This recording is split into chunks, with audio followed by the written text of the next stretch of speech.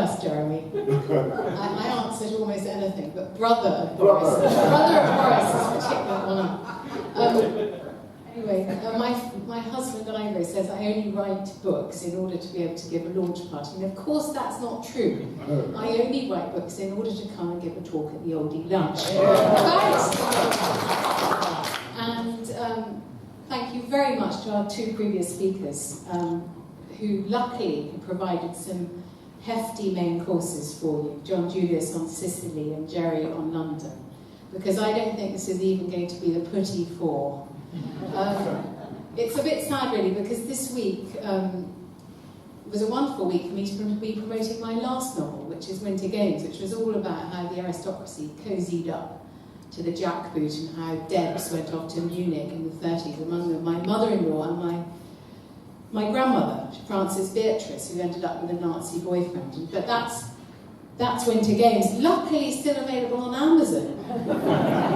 But we are here to talk, I'm here to tell you about Fresh Hell. Now, of course, being in a very literary crowd, you know the quote from which I have taken the title, which is from Dorothy Parker. And I was talking, as one is, at the Hatchards Author of the Year lunch down the road this year. And I had just heard from Penguin that I was too late to ask for permission to quote What Fresh Hell Is This?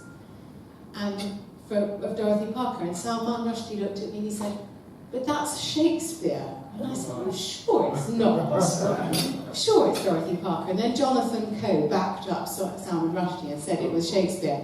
And then they looked at me with triumph and then they said, in which case it's out of copyright. I said, I don't know, so I'd love anyone to tell me. Anyway, so Fresh Hell is the third in my Hell trilogy.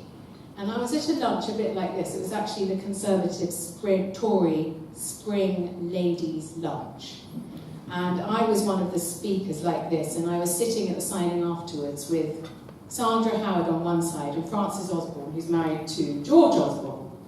I'm talking very loudly so I can keep Alexandra awake. Let me know if you go to sleep, Alexandra. So, keeping Alexandra awake, there I was, picture the scene.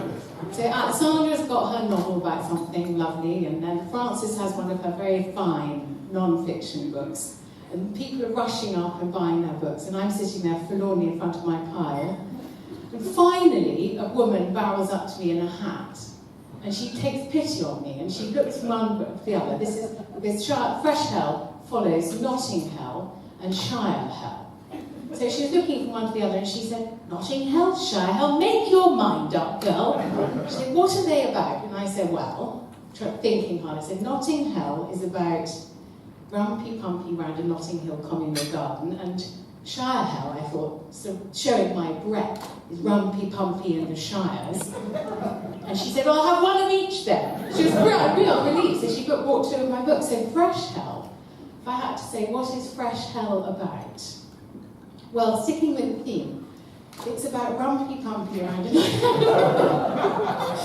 Notting Hill garden. And it's also about subterranean double basement digs, which is the thing that drives me most mad. And I only write a novel really when I'm really cross about something.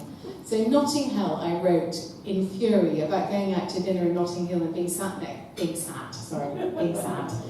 to a banker, and I'd say, what do you do? And he'd say, I'm at Goldman Sachs. And I said, how much do you earn? And he'd say, well, 10 million. And then I'd go on, and then the man would be the most crashing boy you've ever met. And then by the end of the dinner, I'd be literally wanting to throttle him and saying, but why are you getting paid 10 million and a cancer nurse at St Mary's down the road is getting 45,000? You've got to explain there must be something wrong with the system. And he would say, no, it's just I'm terribly good at what I do. I'm like the David Beckham of the financial world. And my rage against the banking system led to Notting Hell. My rage against the way the countryside was turning into hobby farms with organic farm shops turned into Shire Hell. And my rage against the fact that there are 2,000 double basements being dug in London, and 500 of them are in Kensington and Chelsea, i.e. literally on my doorstep, was the driver that you need to sit in a room for 18 months and write a novel staring at the wall over your laptop. You need anger. That was my anger.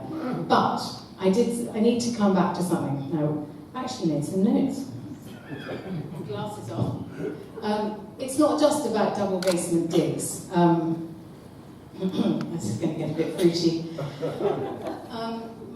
My publisher sent me up to do BBC Breakfast in Salford, which is an innovating experience. It takes 2 days of your life to be on the sofa for 8 minutes. And when I got this, the publisher said, well, we tried to get you on open book and front row and start the week, but nobody else would have you. So I had to go up to Salford, where I did BBC Breakfast, stayed the night in a hotel, at vast expense, cost to all of you, I might add.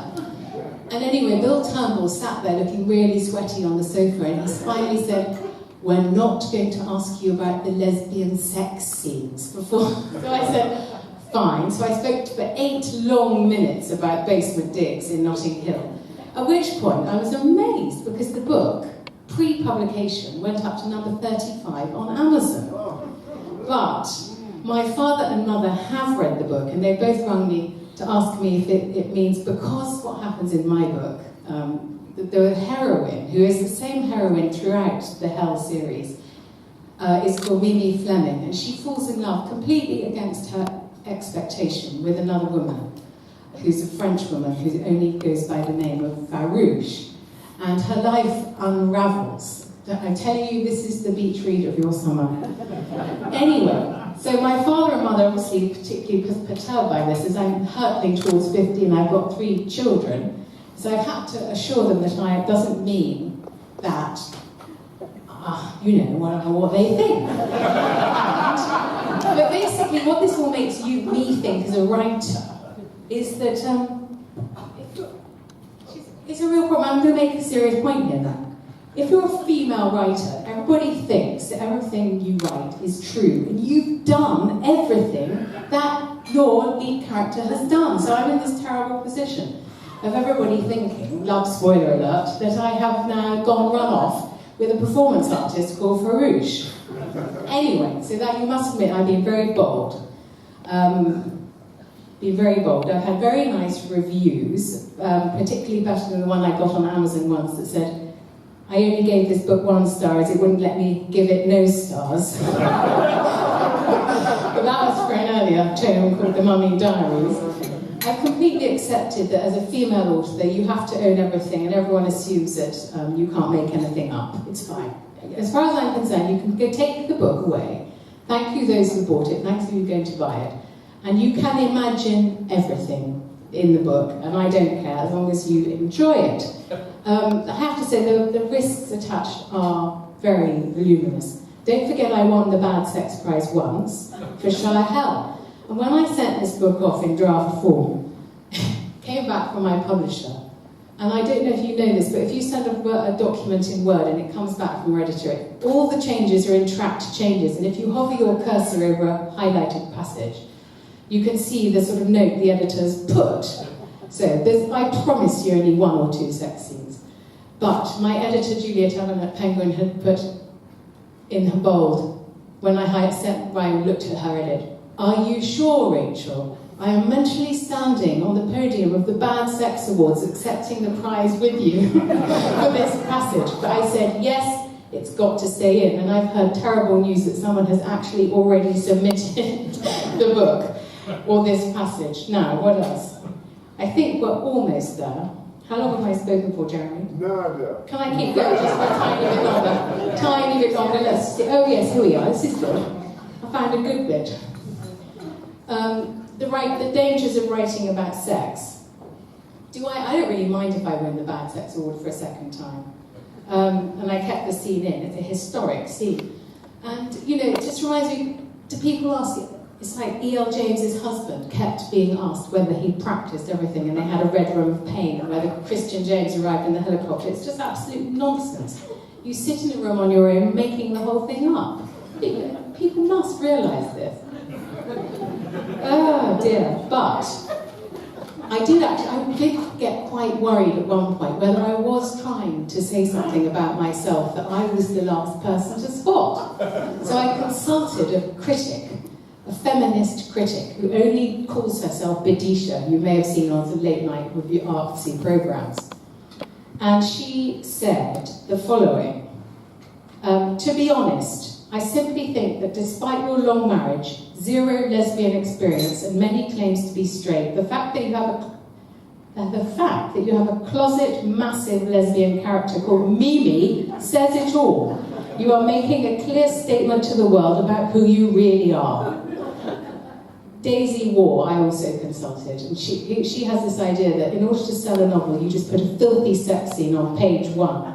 And I said, Daisy, what do I do? Everyone's going to think I'm a lesbian. I'm sorry, there's a swear word in the following. She says, I don't give a F if people think I'm a lesbian or anything else. Men don't read women's novels anyway, so who cares? I hope some of you will. I hope some of you will. Right.